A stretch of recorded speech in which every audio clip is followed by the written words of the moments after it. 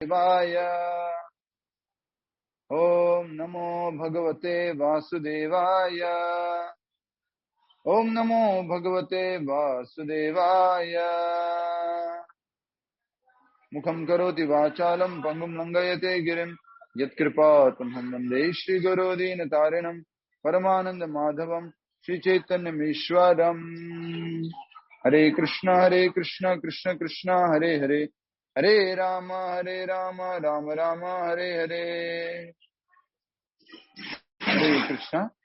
श्रीमद् भगवद गीता यथारूप अध्याय 14 अंतिम श्लोक में है और इस श्लोक में भगवान बता रहे हैं कि किस प्रकार से ब्रह्म जो कि आध्यात्मिक स्थिति है वो भगवान श्री कृष्ण में ही आश्रित है और इस ब्रह्म में व्यक्ति जो है अमृत तत्व का और अव्ययता अर्थात अविनाशिता का या साथ में लास्ट में शाश्वतता का अनुभव कर सकता है। मेरे पास भगवत गीता फिजिकल कॉपी भी बैग में थी, तो मैं मोबाइल में ही देख रहा हूँ, उसमें से देखने का प्रयास कर रहा हूँ। कृपया करके एक बार श्लोक दोहरा दीजिए। श्लोक संख्या आपका है 27। Please repeat. ब्रह्मणो हि प्रतिष्ठाहम् अमृतस्याव्ययस्य च शाश्वतस्य च धर्मस्य सुखस्य एकांतिकस्य च। अनुवाद दोहराइए, सभी भक्तों को दोहराना है, रिपीट करना है। और मैं ही उस निराकार ब्रह्म का आश्रय हूँ जो अमृत्य अविनाशी तथा शाश्वत है और चरम सुख का स्वाभाविक पद है। तो भगवान ने बताया उस ब्रह्म के बारे में। इसको हम पिछले 2 क्लासेस से समझ रहे थे। भगवान 3 रूप में जाने जा सकते हैं, ब्रह्म, परमात्मा और भगवान। और यहाँ पर जो ब्रह्म शब्द है उसका उपयोग आध्यात्मिक स्थिति के लिए है। जब व्यक्ति क्या कर लेता है, बोलो कौन सी आध्यात्मिक स्थिति? भगवान की भक्ति, जब भगवान की किसने बोला भगवान की भक्ति? तीनों गुणों को जब तीनों गुणों को लांग जाता है, वही बात हो रही है कि जब तीनों गुणों को लांग जाता है वो कैसे लांगता है वो पिछले श्लोक में बता दिया गया था। उसके क्या क्या लक्षण है वो भी पिछले श्लोकों में बताए थे। वो कैसे व्यवहार करता है, उसका आचरण क्या है वो भी पिछले श्लोकों में बता दिया गया था।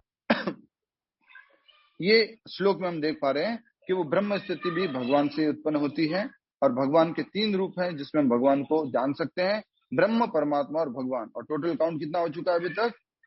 3147। ठीक है, हरि बोल।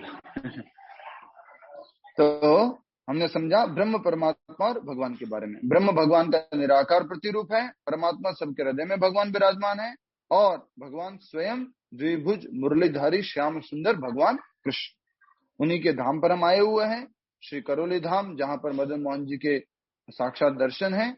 तो कोशिश करेंगे अगर नेटवर्क वगैरह ठीक रहा तो वहां के दर्शन भी कराएंगे आपको, आज रात को, आज शाम को, नहीं तो कल सुबह। आज हमें तात्पर्य में कहां से करना है? यस, कहां तक हो चुका?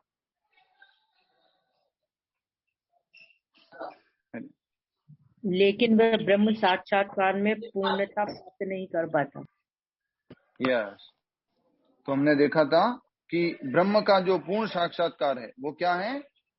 परम सत्य का पूर्ण साक्षात्कार क्या है? बोलो, परम सत्य का पूर्ण साक्षात्कार क्या है? जल्दी बोल दो, आगे बढ़ेंगे फिर। भगवान श्री कृष्ण प्रभु। यस, भगवान श्री कृष्ण। और परम सत्य का थोड़ा साक्षात्कार परमात्मा और बहुत कम साक्षात्कार ब्रह्म। तो हम यहाँ तक पढ़ चुके थे कि यदि वह चाहे तो इस ब्रह्म पद पर बना रह सकता है और धीरे धीरे परमात्मा के साक्षात्कार को फिर से और फिर साक्षात्कार को और फिर भगवान के साक्षात्कार को प्राप्त कर सकता है। वैदिक साहित्य में इसके उदाहरण भरे पड़े हैं। यहाँ से शुरू करना, राइट? क्या कहते हैं डिवोटीज? जी जी प्रभु जी। ठीक है, तो वैदिक साहित्य में इसके उदाहरण भरे पड़े हैं। किसके? पहले ब्रह्म साक्षात्कार, फिर परमात्मा साक्षात्कार, फिर भगवान साक्षात्कार, या पहले ब्रह्म साक्षात्कार फिर सीधा भगवान साक्षात्कार। क्या उदाहरण है सब लोग? हरे कृष्ण प्रभु जी, कौन सी लाइन है? मैं लास्ट में नहीं थी। ये लाइन नंबर कौन बताएगी? किताब देख के बताइए, मैं तो पीडीएफ देख रहा हूँ। प्रभु जी नीचे से 6 लाइन है, नीचे से 6 लाइन। ऊपर से बोलिए, ऊपर से। ऊपर से 11 प्रभु जी। 11 13 है प्रभु जी। 13 13 लाइन, ठीक है। देखिए, तो यहाँ लिखा हुआ है वैदिक साहित्य में इसके उदाहरण भरे पड़े हैं। ये 14वें अध्याय का अंतिम श्लोक पढ़ रहे हैं हम और तात्पर्य में देख रहे हैं। तो 14वीं लाइन 13वीं 14वीं लाइन में लिखा हुआ है वैदिक साहित्य में इसके उदाहरण भरे पड़े हैं। चारों कुमार पहले निराकार ब्रह्म में स्थित थे, लेकिन क्रमशः वे भक्ति पद तक उठ गए। चार कुमार कौन थे? सनत, सनातन, सनंदन, ब्रह्मा जी के पुत्र सनातन, सनंदन और सनत कुमार। बस माते, एक उत्तर जब आता है तब तो ऐसे बोलते जैसे कि या गुड, पर एक जना जब बोलना शुरू कर देता है तब आप चुप रह सकते हैं। जैसे मॉर्निंग में हमारे क्या होता है ना, 10 नाम अपराध बोलते हैं, सबको आते होते हैं, लेकिन जब ऐसे जैसे ही कोई एक शुरू कर देते हैं तो बाकी सब चुप होते हैं। तो वैसे ही हमारे क्लास में जैसे ही कोई बोलना शुरू करा तो हाँ ठीक है, मैं शांत रह सकता हूँ। तो इस प्रकार से ब्रह्मा जी के 4 पुत्र सनक, सनातन, सनंदन और सनत कुमार, इन्होंने मना कर दिया था भगवान ब्रह्मा जी से कि ब्रह्मा जी हम आगे जो है प्रजा को नहीं बढ़ाएंगे और हम जो है इसी प्रकार एक ब्रह्मचारी जीवन में रहेंगे। और वो भगवान के निराकार रूप में विश्वास करते थे। उनको भगवान का निराकार साक्षात्कार हुआ था। और निराकार साक्षात्कार को क्या कहते हैं? यस, ब्रह्म प्रभु जी, ब्रह्म साक्षात्कार। ठीक है, नेक्स्ट आगे बढ़ेंगे। चारों कुमार पहले निराकार ब्रह्म में स्थित थे और लेकिन क्रमशः वे भक्ति पद तक उठ गए। तो क्रमशः धीरे धीरे उठ गए। हम सब लोग भी कैसे थे बोलो? बहुत सारे जो मूर्ति पूजा करने वाले हम लोग हैं, भगवान के साकार रूप की पूजा करने वाले लोग हैं, लेकिन अच्छे से मालूम नहीं था कि भगवान साकार है, निराकार है। ये मूर्ति के बाद फिर क्या निराकार रूप है भगवान का, इस प्रकार से हमें क्लैरिटी नहीं थी। तो हम सब लोग भी क्रमशः क्या हुआ बोलो, इशारा करो सभी लोग, हम भी क्या हुआ, क्रमशः ऊपर उठे हैं। ब्रह्म से, निराकार से साकार की तरफ ऊपर उठे। और लोग क्या बोलते हैं, बाहर के लोग, ऊपर उठना मतलब ये मूर्ति वूर्ति सब छोड़ो, ये सब ढोंगबाजी छोड़ो, एकदम शून्यता पे आ जाओ, निराकार पे आ जाओ, वो उसको ज्यादा बड़ा मानते हैं। लेकिन सत्य ये है कि हम साकार सर्वश्रेष्ठ हैं और साकार से ही निराकार आता है। आगे बढ़ेंगे। यस, जो व्यक्ति निराकार ब्रह्म पद से ऊपर नहीं उठ पाता, उसके नीचे गिरने का डर बना रहता है। ये समझ में आया आपको? जो व्यक्ति आगे ब्रह्म साक्षात्कार के बाद आगे नहीं बढ़ रहा है तो वो क्या हो जाता है, फॉल डाउन हो जाता है। किस प्रकार से? वो जो है किसी फिलॉन्थ्रोपिक एक्टिविटीज में लग जाता है, उसको बड़ा मानने लगता है। फिलॉन्थ्रोपिक एक्टिविटी मतलब सबको समझ में आ गया ना? फिलॉन्थ्रोपिक एक्टिविटीज कोई नहीं बोलेगा कि मुझे समझ में नहीं आया। बहुत सारे ऐसे लोग हैं जिनको नहीं प्रभु जी नहीं आया। तो बोलते क्यों नहीं है? भवलाल जी, फिलॉन्थ्रोपिक एक्टिविटी क्या होता है? भवलाल जी तो काहे कह रहे हो कि आ गए हो, मने तो समझ में आ गए हो, आगे बढ़ो तन्ने तो बोलो ना। फिलॉन्थ्रोपिक एक्टिविटी मतलब सामाजिक, समाज कल्याण के कार्य, दान, धर्म, हॉस्पिटल, धर्मशाला, कपड़े बांटना, लोगों को खाना खिलाना, इसको बोलते हैं फिलॉन्थ्रोपिक कार्य, समाज हित के कार्य, समाज कल्याण के कार्य। तो वो भक्ति में ब्रह्म पद पर ऊपर उठा हुआ व्यक्ति नीचे गिर जाता है अगर वो आगे नहीं बढ़ता। तो बड़े बड़े देखते हैं आप लोग, स्वामी जी लोग भक्ति करने के लिए निकले थे, लेकिन कहां पर आकर फंस जाते हैं? कोई ये सेवा में, कोई विधवा माता की सेवा में, कोई धर्मशाला में, कोई हॉस्पिटल में, कोई स्कूल खोलने में, इसमें लग जाते हैं। जीवन किसके लिए उन्होंने डेडिकेट किया था? संन्यास किसके लिए था? भक्ति करने के लिए, लेकिन वो इसमें हो जाते हैं। तो इसलिए कहा जा रहा है कि अगर कोई व्यक्ति ब्रह्म साक्षात्कार के पद से ऊपर नहीं उठ पाता तो वापस वो क्या हो जाता है? नीचे गिरने का डर रहता है। श्रीमद् भागवत में कहा गया है कि भले ही कोई निराकार ब्रह्म की अवस्था को प्राप्त कर लें, किंतु इससे ऊपर उठे बिना तथा परम पुरुष के विषय में सूचना प्राप्त किए बिना उसकी बुद्धि विमल नहीं हो पाती। तो हमें जो है निराकार ब्रह्म से ऊपर उठना है। कहां तक ऊपर उठना है? शांत और निधन माता जी, शांत और निधन माता जी, कहां तक ऊपर उठना है? परमात्मा की जगह। तो ब्रह्म साक्षात्कार से परमात्मा साक्षात्कार और परमात्मा साक्षात्कार से भगवान साक्षात्कार। सरल भाषा में क्या बोलेंगे? निराकार से, भवरलाल जी बोलिए, भवरलाल जी उत्तर देंगे। निराकार से कहां तक ऊपर उठना है? निराकार से, भवरलाल जी माइक अनम्यूट करके बोलिए। निराकार से, परमात्मा साक्षात्कार। निराकार से, सरल भाषा में परमात्मा। निराकार से।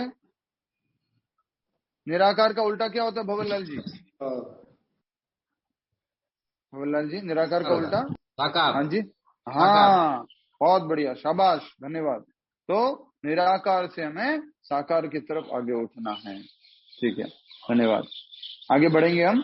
तो कहा जा रहा है कि जब तक हम भगवान साक्षात्कार की तरफ आगे नहीं बढ़ते, तब तक हमारी बुद्धि, हमारा जो बुद्धि है वो विमल नहीं हो पाती, वो शुद्ध नहीं हो पाती।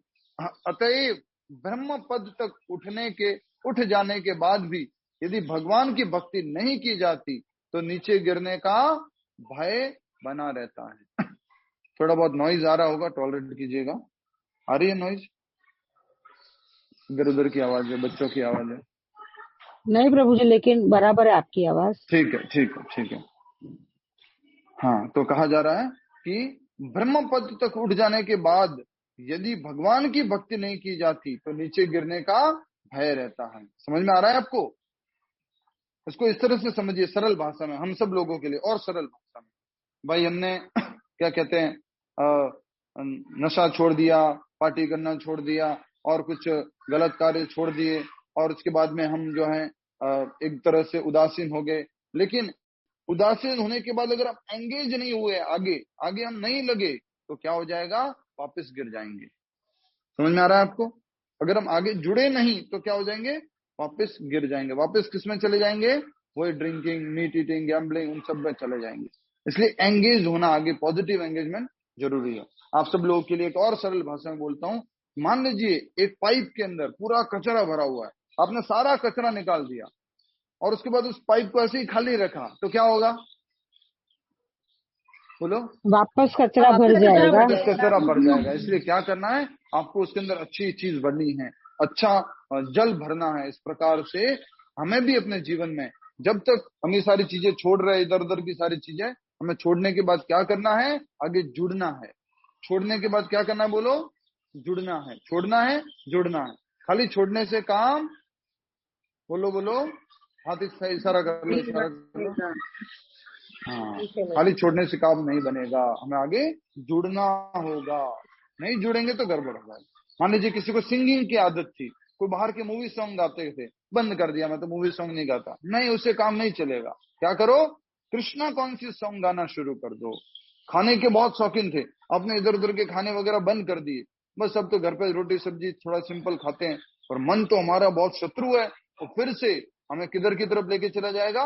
उन सब भोजनों की तरफ लेके चला जाएगा। तो क्या करें? चलो गोविंदाज चलते हैं, चलो अन्नकूट चलते हैं और इस्कॉन प्रसादम पाते हैं, और घर में भी बढ़िया वैरायटीज बना करके प्रसाद पाते हैं। तो उस प्रकार से हमारा मन, जो हमारा शत्रु है, वो हमें नीचे गिरने नहीं देगा, अगर हम पॉजिटिव एंगेजमेंट रखेंगे। ठीक है? किसी को समझ में नहीं आया तो पूछ लीजिएगा, अभी हम ये तात्पर्य पूरा करना चाहते हैं पहले। Yes, next. अतः ब्रह्म पद तक उठ जाने के बाद भी यदि भगवान की भक्ति नहीं की जाती तो नीचे गिरने का भय बना रहता है। वैदिक भाषा में यह भी कहा गया है, रसो वै सह, रसो वै सह मतलब क्या है? रस का सागर वही है। बोलो एक बार, रस का सागर कौन? भगवान कृष्ण। रसराज। रसराज कौन? भगवान कृष्ण। और हम क्या ढूंढ रहे हैं जिंदगी में? रस ढूंढ रहे हैं। माता पिता के संबंध में, और भाई बहन के संबंध में, बिजनेस में, गाड़ी में, व्यापार में, घर में, क्या ढूंढ रहे हैं? थोड़ा रस तो होगा, थोड़ा रस तो होगा। जैसे कोई जो शादीशुदा नहीं है, वो क्या सोचता है? शादी में कुछ तो रस है भाई। राइट? तो इस प्रकार से हर कोई व्यक्ति रस ढूंढ रहा है, और रस राज कौन है? भगवान श्री कृष्ण। इसलिए कहा जा रहा है रसो वै सह रसम है, रसम ये वायम लब्धवानंदी भवती। रस के आगार, जल्दी बताओ, आगार का मतलब क्या होता है? जल्दी बताओ, क्लास में डिस्कस हो चुका बहुत बार। आगार, वेरी नाइस, वेरी नाइस। देखिए बाहर लोग बढ़िया बढ़िया चूरमा प्रसाद खा रहे हैं, दाल बाटी खा रहे हैं, मैं अकेले बैठ के यहाँ पे क्लास कर रहा हूँ। ठीक है, बढ़िया प्रसाद बना है। आप लोगों को भी एटलीस्ट चूरमा कोई दिखेगा तो दिखा देंगे, लड्डू चूरमे के हनुमान जी के मंदिर में। हरे कृष्णा। क्या ढूंढते हैं बोलो, अभी क्या आया मुंह में बोलो? रस आया। रस ढूंढते हैं हम जिंदगी में। हाँ, हर जगह रस ढूंढते हैं, इधर देखते उधर देखते, रस खत्म तो नहीं हो गया प्रभु जी लोग? हाँ, तो रस ढूंढते रहते हैं। और रस के सागर कौन है? भगवान श्री कृष्ण। पर वो प्रसाद है तो उसमें रस लेना चाहिए। अगर प्रसाद में रस नहीं लोगे तो किसमें रस लोगे? भोग में लोगे रस लोगे। और प्रसाद का मतलब क्या? कृपा। याद रखना, प्रसाद में रस नहीं लोगे तो भोग में रस लोगे, और प्रसाद का मतलब कृपा। और सरल भाषा में, अगर कृपा में रस नहीं लोगे तो अहंकार में रस लोगे। अगर कृपा में रस नहीं लोगे तो अहंकार में रस लोगे। ठीक है, नेक्स्ट। रस के आधार भगवान श्री कृष्ण को जान लेने पर मनुष्य वास्तव में दिव्य आनंदमय हो जाता है, तैत्तिरीय उपनिषद में कहा गया है। बहुत क्लियर हो गया ना आपको? श्लोक में कौन सा शब्द उपयोग किया गया? सुख के लिए कौन सा शब्द उपयोग किया गया है श्लोक में? बोलो, सुख के लिए कौन सा शब्द उपयोग किया गया है? सुखस्य। सुखस्य। वो तो इंग्लिश में, संस्कृत हो गया। अनुवाद में पूछ रहा था। अनुवाद में आनंदमय। चरम सुख। चरम सुख। भौतिक दुनिया में ये शब्द का उपयोग लोग इधर उधर करते, वो बता दिया था मैंने आपको। तो वास्तव में चरम सुख कहाँ मिलेगा? जब हम रसराज कृष्ण की सेवा करेंगे और भगवान श्री रसराज श्री कृष्ण का गुणगान करेंगे, भगवान श्री रसराज कृष्ण का कीर्तन करेंगे, उनका प्रसाद पाएंगे, तो हमें वास्तव में चरम सुख मिलेगा, दिव्य आनंद मिलेगा। ये श्लोक आप सबको पढ़वाना, ये वाला श्लोक। और मैंने बताया था आपको सीरीज पूरी, इसमें 21वें श्लोक से और दूसरे अध्याय में 54वें श्लोक से, राइट? अर्जुन जो प्रश्न पूछता है, स्थित प्रज्ञ की क्या परिभाषा है, और इस वाले अध्याय में अर्जुन जो पूछता है, तीनों गुणों से परे व्यक्ति का क्या परिभाषा है, और वो क्या व्यवहार कैसे करता है, उसके लक्षण क्या है, और तीनों गुणों को कैसे लांघता है। नेक्स्ट, सभी लोगों को याद रहेगा रसराज कौन है? भगवान श्री कृष्ण। भगवान श्री कृष्ण रसराज है। बहुत सुंदर। आसपास आवाज होती है तो माइक अनम्यूट करने की आवश्यकता नहीं है। परमेश्वर 6 ऐश्वर्यों से पूर्ण है, और जब भक्त निकट पहुंचता है तो इन 6 ऐश्वर्यों का आदान प्रदान होता है। परमेश्वर में कौन से 6 ऐश्वर्य? जलपनी माता जी। प्रभु जी, सौंदर्य, यश, धन, ज्ञान, वैराग्य, और एक बाकी रह गया, बल। बल और त्याग। और त्याग, ठीक है। ये भगवान 6 ऐश्वर्यों से पूर्ण है। हमारे अंदर ये 6 ऐश्वर्य है क्या लीना बीज माता जी? जी प्रभु जी, हम में भी है, लेकिन गुणात्मक। भावना साहू जी बताइए कि हम सब लोग भी अपने आप को भगवान कह सकते हैं क्या? हाँ, कह सकते हैं, क्योंकि हमारे अंदर भी ये लिमिटेड क्वांटिटी में सब कुछ है। कम मात्रा में ये सब हमारे अंदर भी पाया जाता है, लेकिन भगवान में असीमित मात्रा में पाया जाता है। यस, विभा माता जी, हमारे और भगवान में क्या समानता हुई फिर? हमारे और भगवान में क्वांटिटी का समानता, गुणों की समानता है, और असमानता क्वांटिटी की है। यस, तो उसको हिंदी भाषा में बोलते हैं मात्रात्मक एकता, गुणात्मक एकता। ठीक है, क्या बात है, वेरी नाइस। गुणात्मक एकता और मात्रात्मक भिन्नता, ठीक है। गुणात्मक एकता और मात्रात्मक भिन्नता, क्वालिटेटिवली सेम, क्वांटिटेटिवली डिफरेंट। परमेश्वर 6 ऐश्वर्यों से पूर्ण है, और जब भक्त निकट पहुंचता है तो इन 6 ऐश्वर्यों का आदान प्रदान होता है। धीरे धीरे भगवान हमारी क्वांटिटी को क्या करते जाते हैं? बोलो, हमारी क्वांटिटी क्या होती रहती है? बोलो, बढ़ती जाती है, बढ़ती जाती है, बढ़ती जाती है, बढ़ती जाती है, ठीक है। पर भगवान जितनी कभी नहीं बढ़ सकती, ये याद रखना। अगर भगवान 64 गुणों वाले हैं तो आप मैक्सिमम 50 तक पहुंच सकते हो, ठीक है। हम बात कर चुके हैं इस बारे में। ब्रह्मा जी में 50, और शिव जी में 55, विष्णु जी में 60, और भगवान श्री कृष्ण में 64। छोटे छोटे मच्छर परेशान कर रहे हैं, ठीक है। राजा का सेवक लगभग राजा के ही समान पद का भोग करता है। इस प्रकार के शाश्वत सुख, अविनाशी सुख तथा शाश्वत जीवन भक्ति के साथ साथ चलते हैं। समझ में आया आपको? ये बहुत सुंदर लाइन लिखी है, इसको जो समझ गया ना वो भक्ति करने में और सीरियस हो जाएगा। क्या समझ में आया भावना साहू जी, बोलिए, देखते हैं। कि जो राजा का सर्वेंट है वो भी उसी एनवायरनमेंट में रह रहा है, उसको भी सारी वही फैसिलिटीज मिल रही अच्छा, है, तो तो आपकी है तो कंपनी में कैसे कंपेयर कर सकते हैं इसको? कि हमारे मैनेजर के पास भी सब कुछ सेम केबिन है नहीं बैठने नहीं के नहीं लिए नहीं सब। नहीं, आपके बायर से कनेक्ट होगा ये। तो हमारे बायर से क्यों होगा, वो हमारे यहाँ काम थोड़ी करते हैं। राजा कौन हुआ? बायर का मेन मालिक। उसका सेवक कौन हुआ? जो उसका रिप्रेजेंटेटिव आपके पास तो आता जो है। उसके रिप्रेजेंटेटिव है उनके पास अथॉरिटी है, वो डिसीजन मेकिंग पावर है वो सारी, और लेकिन फिर उसको भी वो वैसा ही ट्रीटमेंट मिलता है। मिलता है। उसको खुद मालिक घुमाने ले जाते हैं, उनको खुद मालिक घर पे बुलाते हैं। उसका मतलब क्या हुआ कि सेवक को भी वो ही उसी प्रकार का ट्रीटमेंट मिलता है, उसी प्रकार का वो भोग मिलता है। जैसे भारत का राजदूत है, रिप्रेजेंटेटिव ऑफ इंडिया, उसको भी उसी तरह का एकदम ट्रीटमेंट दिया जाता है। तो कहा जा रहा है, अब ये लाइन को अच्छे से समझना, अभी आपने आगे वाली लाइन एक्सप्लेन नहीं की है, ये वाली लाइन एक्सप्लेन कीजिए। नेक्स्ट लाइन बोलिए, बताइए। उसको इक्वल लेवल मिलता है, उसके बाद तो अभी अपने पढ़ा नहीं ना। मैंने पढ़ लिया, मैंने ये बोला, इस प्रकार के शाश्वत सुख, अविनाशी सुख तथा शाश्वत जीवन भक्ति के साथ साथ चलते हैं। ये तो नहीं पढ़ा था। पढ़ लिया था, इतना यहाँ मेमोरी है मेरा। And so eternal happiness empire.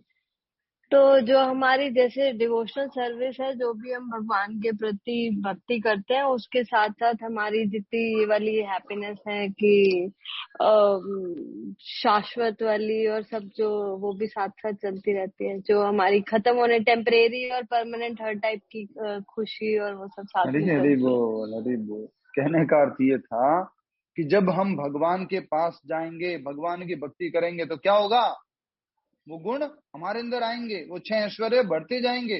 साथ ही साथ, वैसे जनरली बाहर के लोग क्या बोलते हैं मालूम है? कृष्ण के जितना पास जाओगे ना उतना कंगाल हो जाओगे। यहाँ क्या कहा जा रहा है कि जितना पास जाओगे उतना ऐश्वर्य बढ़ता जाएगा। कल एक व्यक्ति के पास था जो फेमस अगरबत्ती ब्रांड बनाते हैं, और उन्होंने बहुत सुंदर बात कही थी, simple man is richest man. Simple man is richest man. तो बहुत आगे एक्सप्लेनेशन है, अभी टाइम नहीं है, फिर इसको बाद में समझेंगे।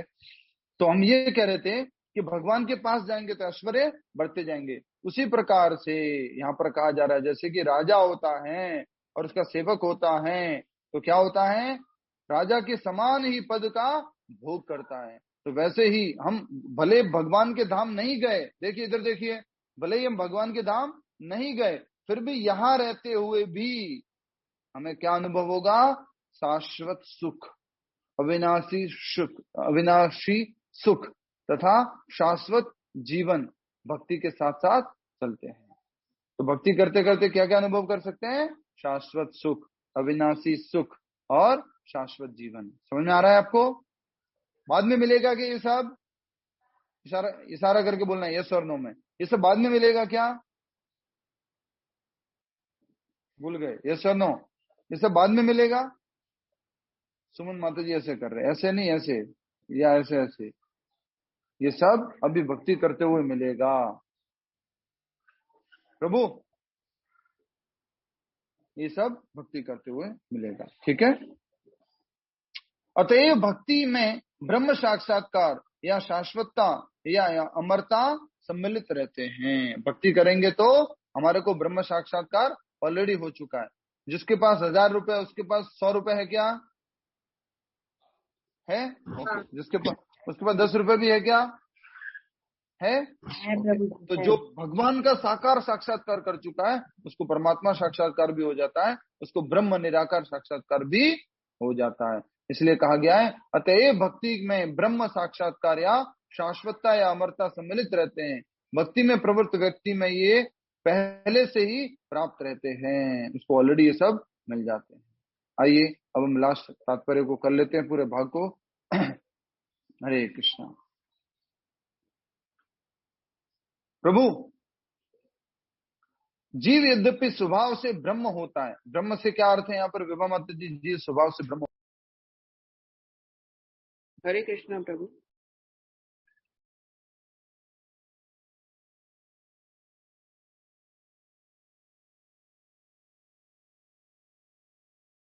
सच्चिदानंद। हरे कृष्णा प्रभु।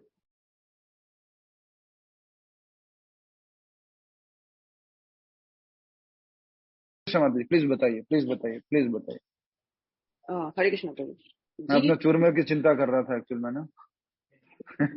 जी। जीव मीन्स आत्मा। आत्मा का जो स्वाभाविक जो स्वरूप है वो ब्रह्म यानी आध्यात्मिक है, सच्चिदानंद है।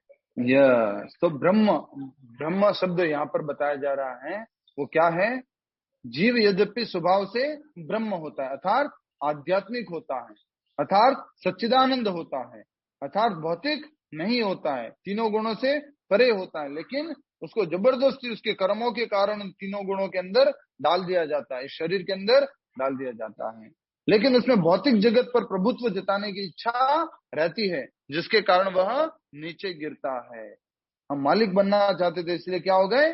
नीचे गिर गए। भक्ति में क्या इच्छा होनी चाहिए? मुझे बड़ा प्रभु बनना है, मुझे बड़ा प्रभु बनना, मुझे बड़ा बड़ा बड़ा बड़ा बड़ा क्या इच्छा होनी चाहिए? गोपी भर्ती उपद कमल दास दासानुदास। भगवान के परम भक्त गोपियां उनके भक्तों के भक्तों के भक्तों के भक्तों के भक्तों के भक्तों के दास के दास के दास के दास के दास के दास के दास बनना है। लेकिन ऐसा हमारे से हो नहीं पाता है। ठीक है, जिसके कारण वह नीचे गिरता है। अपनी स्वाभाविक स्थिति में जीव तीनों गुणों से परे होता है। समझ में आ गया ना? ऐसे आत्मा जीव तीनों गुणों से परे है। ये हमने 7वें अध्याय में भी समझा था। अपरा प्रकृति के ऊपर है। कौन सी प्रकृति? बोलो। परा प्रकृति। लेकिन फिर भी अभी आत्मा को अपरा प्रकृति के अंदर डाल दिया है। मतलब शरीर के अंदर डाल दिया है। शरीर के अंदर डाल दिया है। Very nice, good. तो इसलिए कहा जा रहा है, देखिए, परा प्रकृति मतलब आध्यात्मिक, अपरा प्रकृति मतलब भौतिक, परा प्रकृति मतलब आत्मा, अपरा प्रकृति मतलब इस शरीर। तो यहाँ पर कहा जा रहा है अपनी स्वाभाविक स्थिति में जीव तीनों गुणों से परे होता है, लेकिन प्रकृति के संसर्ग से वह अपने तीनों गुणों सतो रजो तथा तमो गुणों में बंध जाता है, बंध लेता है। प्रकृति के संपर्क में आ गया तो तीनों गुणों में फंस गया। वैसे तो वो क्या रहता है? तीनों गुणों से परे रहता है। सेम बात हमने 7वें अध्याय में पढ़ी थी। नेक्स्ट, इन्हीं तीनों गुणों के संसर्ग के कारण उसमें भौतिक जगत पर प्रभुत्व जताने की इच्छा होती है। तीनों गुणों के संपर्क में आ जाता है, सतोगुण रजोगुण तमोगुण में, उसमें ऐसी इच्छा होती है मैं जगत में स्वामी बनूं, मालिक बनूं। नेक्स्ट, पूर्ण कृष्ण भावनामृत में भक्ति में प्रवृत्त, पूर्ण कृष्ण भावनामृत में भक्ति में प्रवृत्त होने पर वह तुरंत दिव्य पद को प्राप्त होता है और उसमें प्रकृति को वश में करने की जो अवैध इच्छा है वह दूर हो जाती है। समझाइए विभा माता जी, क्या बताया गया?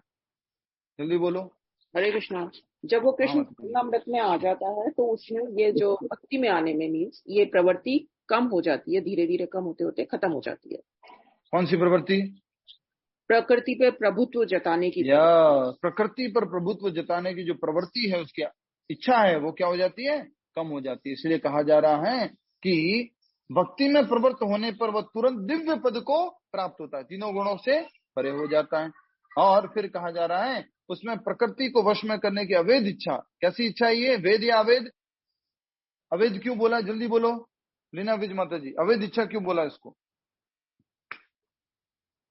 प्रभु जी, हमारा स्वाभाविक वो नहीं है ना, वो नहीं है इसलिए। पर हम तो अवैध मतलब क्या होता है? जो हमारा है, जो हमारा नहीं है, हम किसका? भगवान का है, लेकिन हम उसके ऊपर प्रभुत्व जताने की कोशिश कर रहे हैं। मेरा, मैं मालिक हूँ, मैं स्वामी हूँ, हाँ, मैं कंट्रोलर हूँ, ये सब हम करने की कोशिश करते हैं। ठीक है। नेक्स्ट हम बात आगे की तरफ बढ़ेंगे। अवैध इच्छा है वह दूर हो जाती है। तो हमारे अंदर अभी दुनिया में कौन सी इच्छा है? सारी इच्छा कैसी है हमारी? सारी इच्छा हमारी कैसी है? अवैध है, वेद नहीं। अच्छा, जल्दी से बहुत सुंदर लाइन लिख लो, बहुत सुंदर लाइन। भगवान के प्रसाद के अलावा सारा भोग अवैध है। भगवान के प्रसाद के अलावा, प्रसाद मतलब समझ रहे, कृपा, वो शायद दर्शन में हो गया, कुछ भजन सुनने में हो गया, प्रसाद पाने में, जो भोजन वाला प्रसाद है उसको पाने में हो गया, तीर्थ स्थान घूमने में हो गया, तो ये क्या है? प्रसाद। तो क्या लाइन लिखी है, बोलना वापस।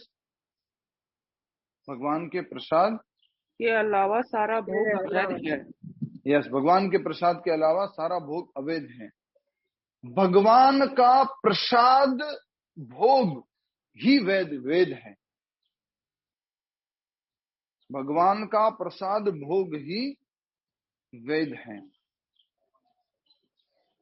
समझ में आया आपको सबको?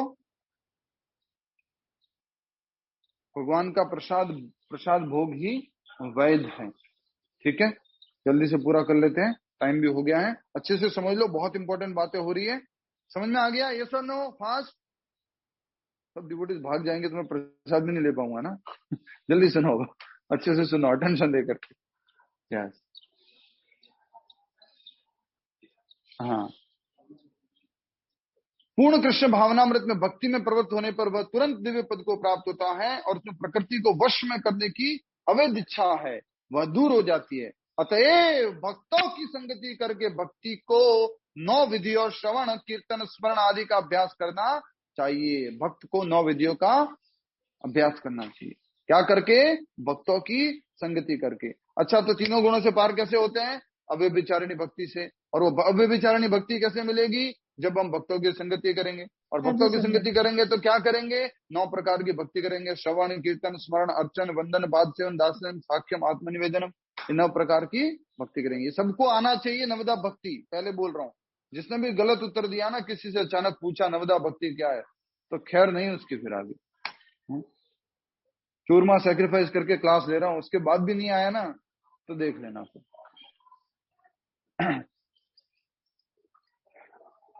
धीरे धीरे ऐसी संगति से तथा गुरु के प्रभाव से मनुष्य को प्रभुता जताने वाली इच्छा समाप्त हो जाएगी और वह भगवान की दिव्य प्रेमा भक्ति में दृढ़ता से स्थित हो सकेगा। धीरे धीरे भौतिक इच्छा क्या होगी? बोलो, इच्छा किसके कौन से गुण में आती है? इच्छा कौन से गुण में आती है? जल्दी बोलो। रजोगुण। रजोगुण कम होगा और हमारा जो मालिक बनने की प्रवृत्ति है, मुझे ये गाड़ी चाहिए, मुझे वो करना है, मुझे वैसा घर बनाना, मुझे ऐसा दिखना है, मुझे ये करना है, मुझे बहुत अच्छा दिखना है, मुझे बहुत अच्छे कपड़े होने चाहिए, सब धीरे धीरे क्या होगा? बोलो, कम થઈ રહ્યું છે કે ના થઈ રહ્યું? बोलो, कम થઈ રહ્યું છે કે ના થઈ રહ્યું છે? कम हो जाएगा ना? हो जाएगा नहीं, मैं पूछ रहा हूँ कम हो रहा है कि नहीं हो रहा? हो रहा है प्रभु जी। हाँ, भले इतना कम हुआ लेकिन हो रहा है, धीरे धीरे कम हो रहा है। भौतिक इच्छा है, प्रभुत्व जिताने की इच्छा है, मालिक बनने की इच्छा है, कोई बात नहीं, तू जीतना चाहता है जीत ले।